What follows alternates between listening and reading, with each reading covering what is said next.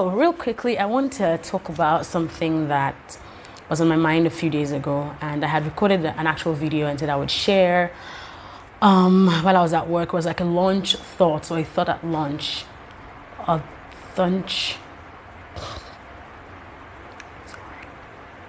Anyway, so I was at the office recently and there was this whole craze about Game of Thrones and blah blah blah, and I thought, well, I don't watch the show, right?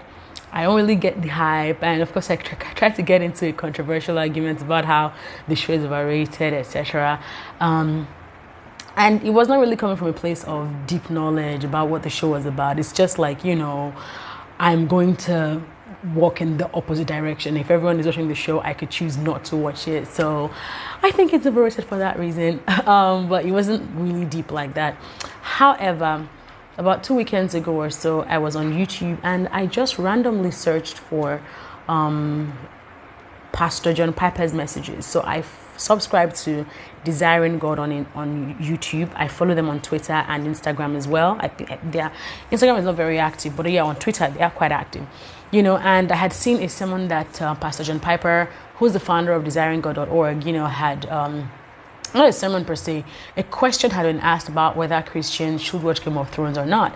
And this was something that was recorded like 2 years ago or so, so it's not now that season 8 is like a major thing, right? So I watched that sermon and I thought it was a very beautiful response to the question, should Christians watch Game of Thrones or not? And I would play you an excerpt of that audio and then let you know what I think about it after.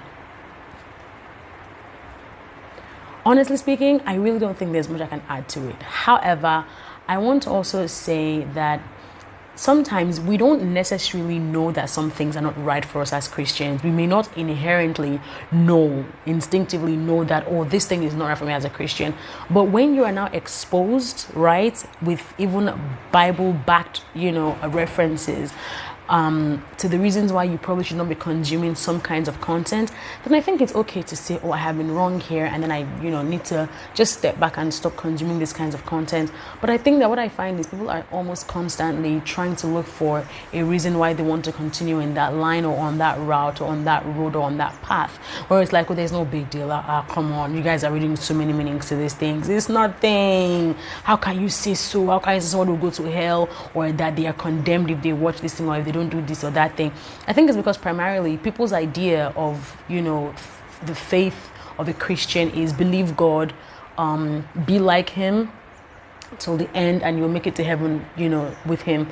And I think that even beyond that, even the life we live right here on earth is very important, and it's important that you also, as much as possible, safeguard it. It's important that you take care of it. And in the things that we watch, in the things that we expose ourselves to, that can definitely be affected. It can hinder that protection. It can penetrate, that hedge that we are trying to build over our souls as Christians. Also, last week, a legendary, I choose to call him, actor and director in the gospel movie industry, Mike Bamiloye's son, had tweeted about a show that is named or titled after one of the names of the devil, and how Christians should not watch those kind of shows because, not verbatim now, these things can make the devil look like a good guy and make it seem like, maybe God was being unfair. And he had a lot of people criticize him. There was a major backlash from that post. And before the post went viral, I had seen it and I said, I really think this guy is right. And then I think a day or two after it went viral and everyone was like, what in the world? How can you see what I watch on TV or a Netflix show would have an effect on my spirituality? Are you so feeble-faithed?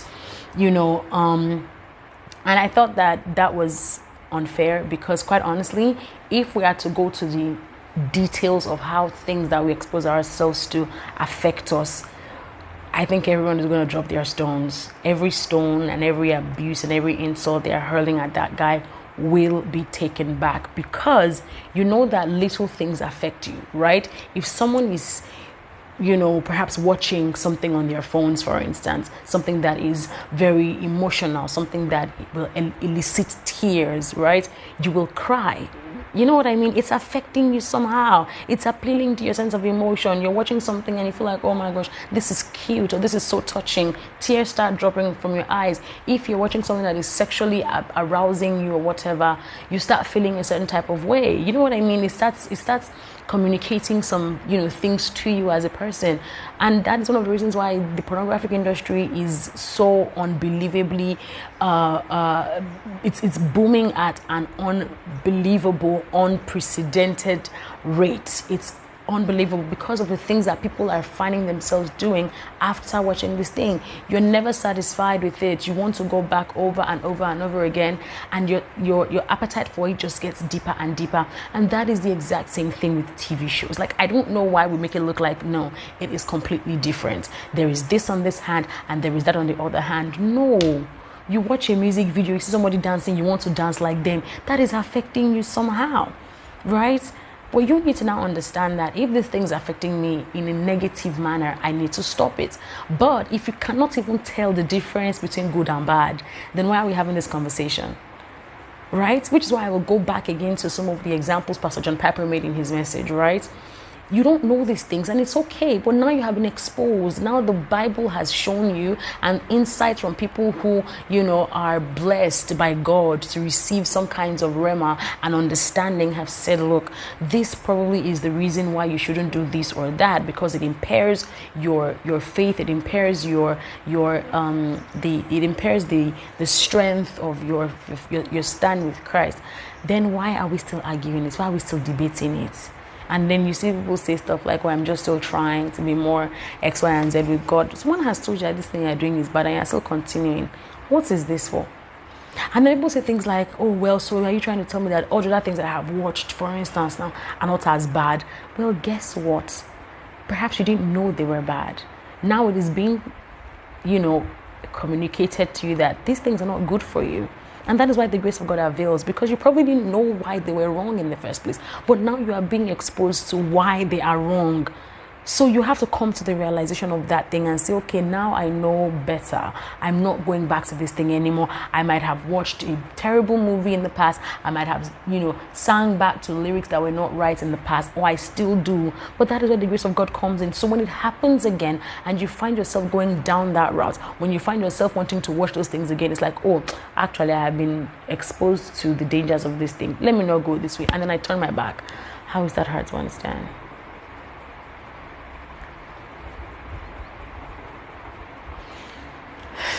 I really do think that we need to be more gracious towards each other, particularly people of the same faith, and we also need to be honest before God. It is okay to be vulnerable before someone who is of the same faith with you. And when you find that you are maybe wrong and you have expressed an opinion or a thought that is now brought to the light and cannot stand that light, it's okay to say, okay, maybe I was wrong. Maybe I was wrong. I take that back. I understand better now. I'm no longer a child. I'm older. I had to talk about this thing on my radio show, and I said, look, do you think that what you watch can affect your psyche, your beliefs, and your opinions, etc. and things?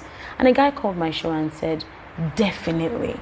And he talked about how when children are younger, they watch cartoons, and a child will watch Ben 10 and say, if I press something on my hand, I would fly like Ben 10, because of what they have seen on television. The same thing happens with adults. Sometimes the things that you are exposed to a lot form your ideas when you get much older. He talked about how when you are in school, the teacher is showing you stuff on the board, and when you grow up, some of those things are what form your knowledge base at the end of the day. He said, look, when I was growing up, on the numeral table, number 1 is what my teacher showed me was the first number, in numerals. You can't now tell me, who is a 40-something-year-old man, that 15 is number 1. I gotta see it. Let me see exactly where, how that is possible. And that's because of the things that you learned when you were much younger. So I really do think that if people have said some of these shows have elements, or they explore concepts and themes that are not right for a child of God to expose themselves to, you might want to pay attention to those things, because I don't think anyone is paying attention to how cunning the devil is. And if you check the meaning of cunning, I'm sure you will have a much better understanding. The Bible says the devil comes not but to steal, to kill, and to destroy. You don't know when something is being taken away from you. Sometimes you are too trusting of people. It's like, oh, well, whatever. And they steal something from you. You know what I mean? They kill a certain... It doesn't have to be until they pull out a dagger or a gun and shoot at you. They are trying to kill the feelings that you have and the life that you have in certain areas that make you averse to some things that are not of Christ. And eventually they destroy it completely. And you find that you don't see anything wrong with these things anymore. I think that we should be a lot more concerned about how bothered we are about certain things that the world sees as okay, as opposed to make it look like maybe we are being too Christian, maybe we are taking things too far, or being too radical. Like, are you the first person? Pray God gives us grace. I thank you guys for watching this video. Subscribe and share this video as well to anyone you think needs to hear this. And leave a comment down below as well. Do you watch the show? Why or why not? Do you have an opposing view? Share as well. I will make sure that I police the comment section. Thanks for watching. I'll see you guys next time.